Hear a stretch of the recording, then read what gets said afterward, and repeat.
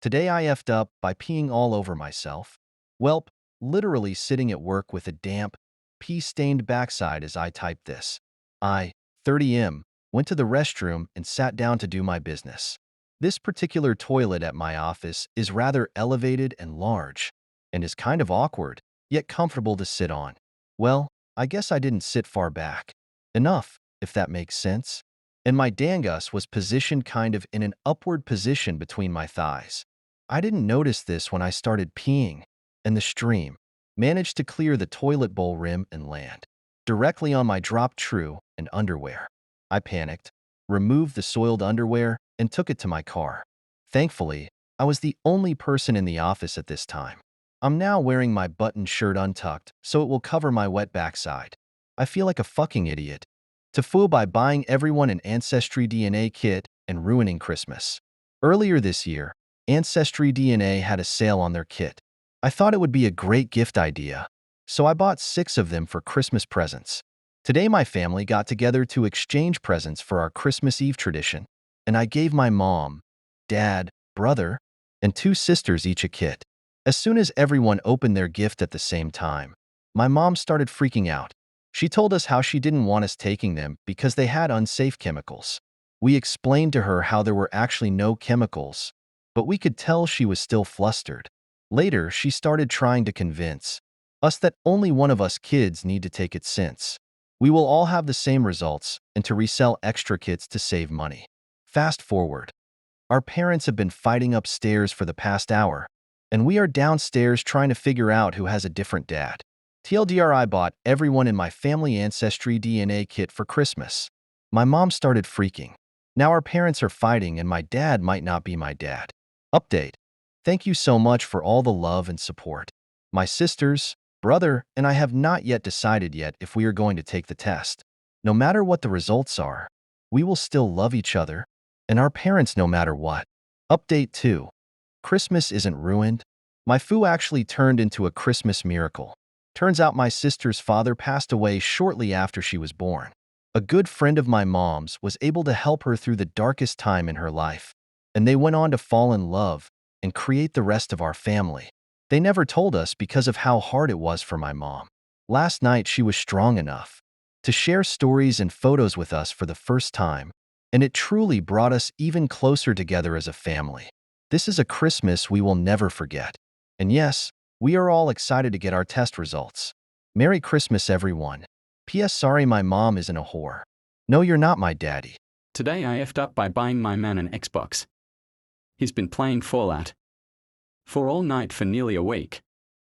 My partner is a hard-working, wonderful family man. He came from the Philippines and has grinned to make a home for him, his son, and me. He never spends money on himself, so I decided to take the plunge and buy him an Xbox. He had bought his son PlayStations before and apparently he had played them. But finding time was difficult for him, and is very respectful in not taking over his son's things. So for as long as I've known him, he's only ever played pool on his phone for half an hour or so before bed to unwind. But I had an inkling that he might like a proper platform, and this Xbox was going for an amazing price. So we booked a week off for an early birthday break and I gave him the Xbox. Needless to say, he's played non-stop for days. For entire nights even. He absolutely flipping loves it. If I had been just a bit braver, I could have bought him a PC instead and we could have played Fallout 76 together. If only I'd known he'd love these kinds of games. But now I've made him a console gamer. Today, I effed up by helping my GF clip our cat's claws. Our cats, 2 kittens, 1 junior, and my old boy 8, needed their claws trimmed as they were walking fluffy razors at this point.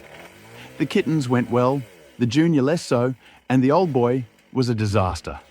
When it got to him, I decided I would throw on my motorcycle hoodie to stop him from causing me any damage while I held him fairly tight so she could get his claws. I didn't think about below the waist. As he is howling at us and hissing, he's pushing harder and harder against my arms so he could slide down my torso. He manages to get free and basically parkours off of my groin, hind claws fully out, and instantly I collapse into my GFS arms in pain. I was wearing thin pajama bottoms. She starts uncontrollably laughing while I hold on to my jewels for dear life. I then realise there's quite a lot of blood on my hands and the pyjamas are stained red. I looked like I'd been caught short without a tampon. Kea long soak in the bath and antiseptic lotion while shopping for a cup for next time. TLDR, not protecting my nads while clipping cat's claws nearly cost me my nut. Today I effed up by super gluing my finger to my clitoris. I didn't do it on purpose, it just happened. I recently purchased an extremely detailed figure of Toji Fushiguro from Jujutsu Kaisen. You know, the kind with the big penis. Today, while cleaning his shrine, I knocked him over and his penis broke off. I cried a little and used super glue to stick the penis back on.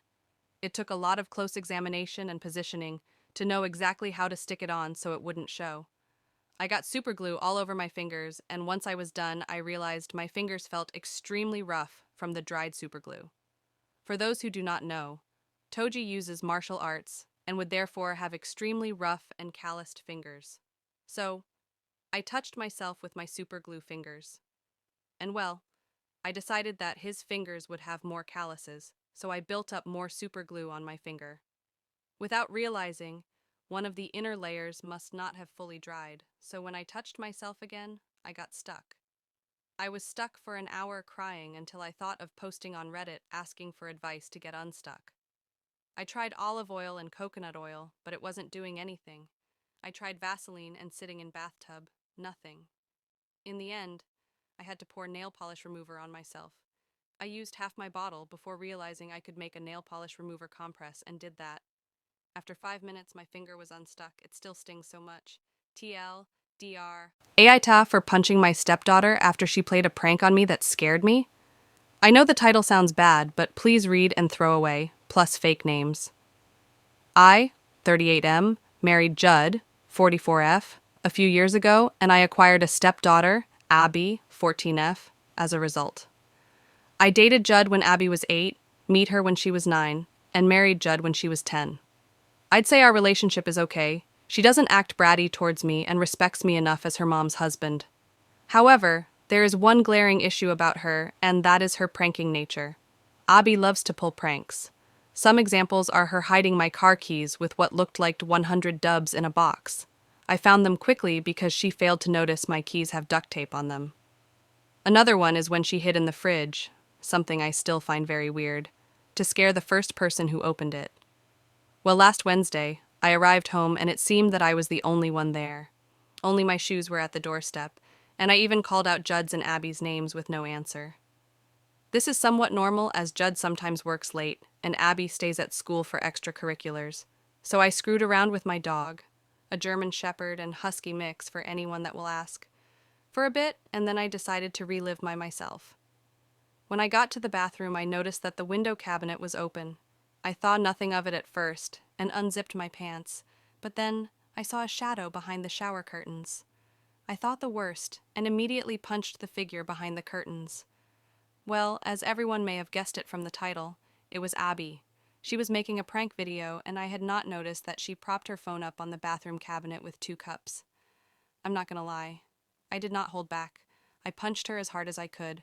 Her nose looked broken, and when I realized it, I flipped out, and so did she. After maybe 5 minutes of freaking out, I drove her to urgent care and informed Judd of the situation.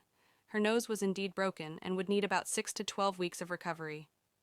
Abby won't talk to me, and as for Judd, she thinks that my action may have been justified, but also thinks I should have approached with more caution, which she has refused to elaborate on. So, Aita,